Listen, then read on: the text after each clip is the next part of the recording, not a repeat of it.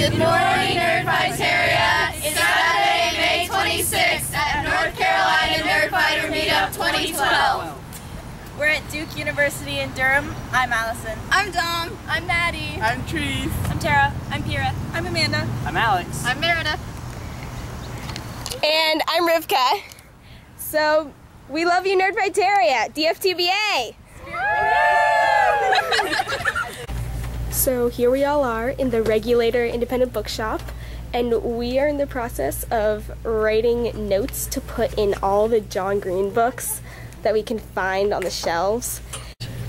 Okay, hi person who finds this note. Odds are you are a Nerdfighter. What is a Nerdfighter, you say? We are made of awesome and decrease world suck. And then I wrote DFTBA, and then their YouTube thing, and a hangular fish. I said, hello, I see you picked up or bought this book. You have good taste. You should check out John and Hank Green's YouTube channel because they are smart and funny. DFTBA and NC Nerdfighter. And on the back I have their URL. And DFTBA stands for Don't Forget to Be Awesome. And I also try Hankerfish. Okay, so mine says, hey, I'm so glad you picked up this book. It seriously changed my life. If you know what I mean, then you might be a Nerdfighter. If not, go to youtube.com/vlogbrothers. You'll know what I mean. DFTBA, Meredith. Mine says, orange is a very aggressive color. DFTBA. To the point. Mine says, I read this book a year ago and everything has changed since. So when you start it, open your mind and heart to the characters and the story because it will help you grow so much. DFTBA, Alex Gilbert. Hey, just want to hold the camera so I can read mine? Good morning, Nerdfighter. It's Saturday, May 26th, and you have chosen a great book. Obviously, you're a cool person. As you read, don't just look at the words. Think. A book belongs to the reader. DFTBA. Then Hanklerfish and youtube.com/vlogbrothers. And we have also found some notes in the books, so I'm just going to read it.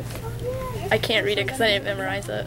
Hey, if you're reading this book, you might be a Nerdfighter. Don't worry, it's a totally awesome thing. We fight for world awesome and against world suck. We get really excited about cool things like Harry Potter, and we love puppy-sized elephants and giraffes that love giraffes. Check out youtube.com/vlogbrothers for more on our made of awesome community. Smiley face, DFTBA.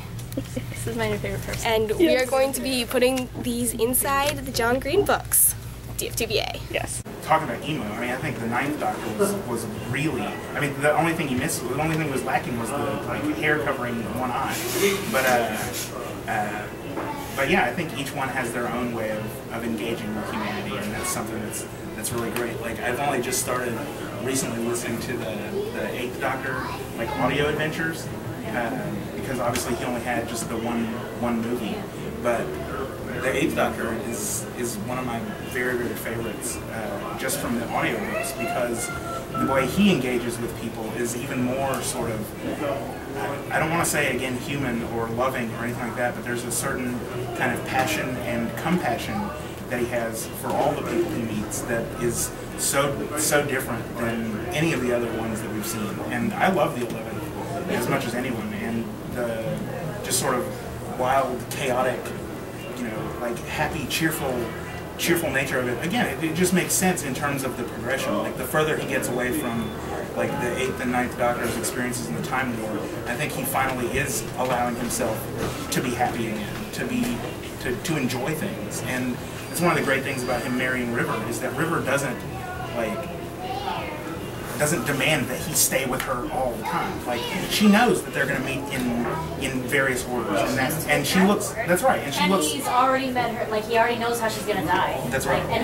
Yeah. So I mean, I think that as far as like the way that he can love, or the way that he can get married, like, River's the perfect thing for the perfect person to embody that role, because she knows and accepts the way that relationship is going to go. Whereas Rose is like, right before she left, there was that scene where they're standing on some planet, and he asks her, how long are you going to stay with me? And she's like, forever. Yeah, I mean, that's not really how that works. I mean, that for me is heartbreaking, because that's not how it works. What his philosophy, it's called decrease world suck. Okay. As in, like, the suckiness of world. Like, we attempt to make the world a better place and a less worse place. That's probably the one thing that matters. That's awesome.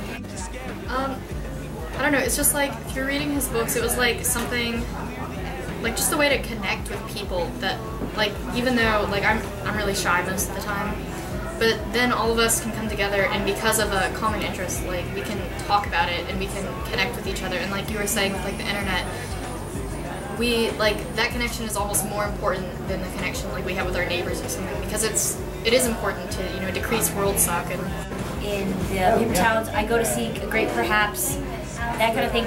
I have friends that totally, like, not necessarily blew their mind because they'd already kind of thought about that, but it gives somebody with a kind of a potential dream to say, hey, somebody else thinks this. There's a book that I can kind of latch my dream onto, and it definitely strikes something. I'm planning a trip to New York, and I have a couple friends who have never gone with me, except for they read these books, and their dreams are more empowered, and it's more justified. They feel more accepted and more confident in actually saying, yeah, this sounds cool. I want to go to Agloe, New York. That sounds like a thing that I want to do. And it's not ridiculed because John Green said it. Yeah, that's really cool. I really like that whole thing with the with the way that was all set up, and I just really liked like all the different organizations that kind of sprung up around it, and it's made me want to do like more charity stuff. And like even though like, you know, obviously Nerdfighters, like, I mean, maybe some of them have done Peace Corps, but like, I don't know, I was interested in the Peace Corps, but whenever I would like join Nerdfighteria and there was all these organizations, and especially when Hank went to Haiti with water.org, I was like, yeah, that's something I really want to do. I really want to do the Peace Corps, and I really want to do charity, and then maybe want to help people more. Like, I kind of had this idea of wanting to be a teacher, but now I really want to be a teacher because I really want to help kids and like help them read and like do art. It's like whether I want to be an art teacher or an English teacher, it's kind of like a toss-up, but you know, it's like, I don't know. It's just, it's his books and the community itself has made me a better person.